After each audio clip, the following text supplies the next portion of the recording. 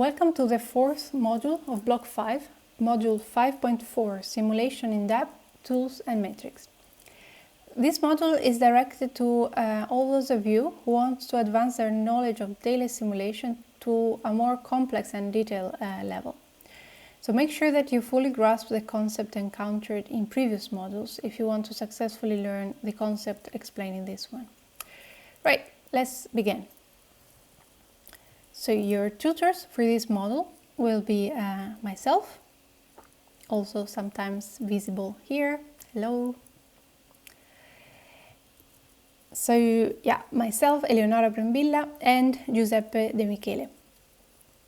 So I'll just give you a brief introduction of the two of us before we start. So I'm an assistant professor at the Delft University of Technology in the Netherlands, and my research expertise is in daily simulation and solar weather data. I'm part of the Building Physics and Services group in the Department of Architecture, Engineering and Technology. Giuseppe is a postdoctoral researcher at the Institute for Renewable Energy at URAC Research in Italy.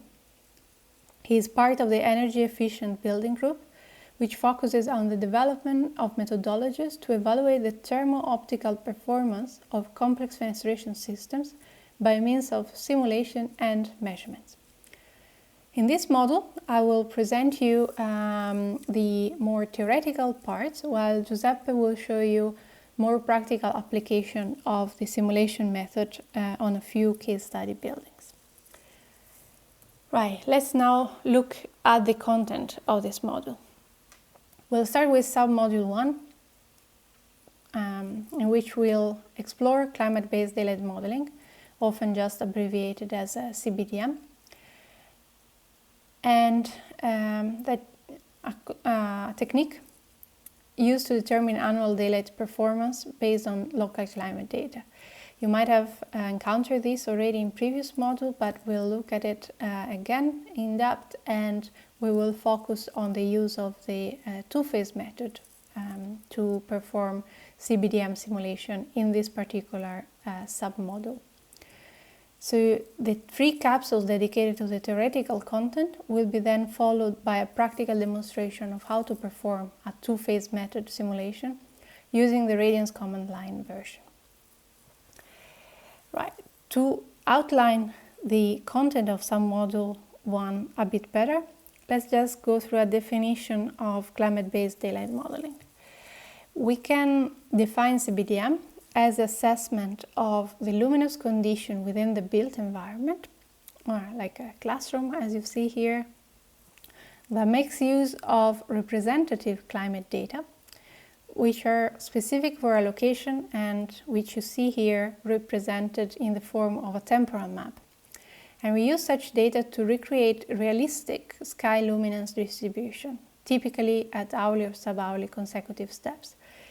And we do that by means of physically accurate lighting simulation tools, for example, radiance. So all the methods that will be outlined in this module are radiance-based, as radiance has been validated several times and is widely used in the field of architectural lighting simulation.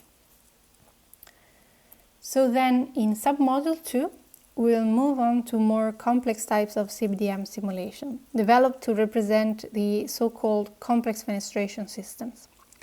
Such systems are non-specular fenestration types that, unlike simple clear glazing, they redirect incoming light to multiple directions and or deviate it from its specular path. So you can explore this topic in more depth by looking at if you haven't done so already, looking at previous models that focused on the definition of complex fenestration system and the definition of BSDF, bidirectional scattering distribution function models to represent such a system. Right, in this submodule, we will focus on how to run an annual daily simulation of a space that includes such complex fenestration system by using the radiance free-phase method. And after going through the theoretical and the practical part with 2 case studies, we'll move to the 5-phase method and also have a theoretical part followed by a more applied part. So again, to give you an overview of the method I'm referring to, we can have a look at this slide and at the 4 methods described here. The first one has been already defined in previous modules, and we are not gonna look at it in this one, but just to highlight the fact that this method, based on the R-trace radiance command, is often used, even if it's not meant for annual simulation, is often used as a ground truth, as a reference when validating or comparing results from other methods. The other 3 methods, the 2, 3 and 5-phase methods, are the one we are going to look at during this module. So the 2-phase method is meant for early design stage quick runs, so it's fairly quick to run, and it works well for clear glazing system, but it does not allow for efficient swapping and implementation of BSDFs, so definition for complex fenestration system. So any redirecting or shading system will need to be explicitly modeled. The free-phase method, on the other hand, does support BSDF, so is more ideal for complex fenestration system simulation, and in particular is suitable for early design stage analysis, because it really facilitates the testing of different complex fenestration system alternatives with the use, for example, of parametric analysis. So by optimizing the way the simulation was developed, as we will see. The 5-phase method is much more accurate and more adequate for detailed design stage, so later on in the design process. It gives you better results for specular and non-specular system, and it can represent more accurately the directionality and the spatial distribution of light, especially direct or reflected sunlight. Right, so at the end of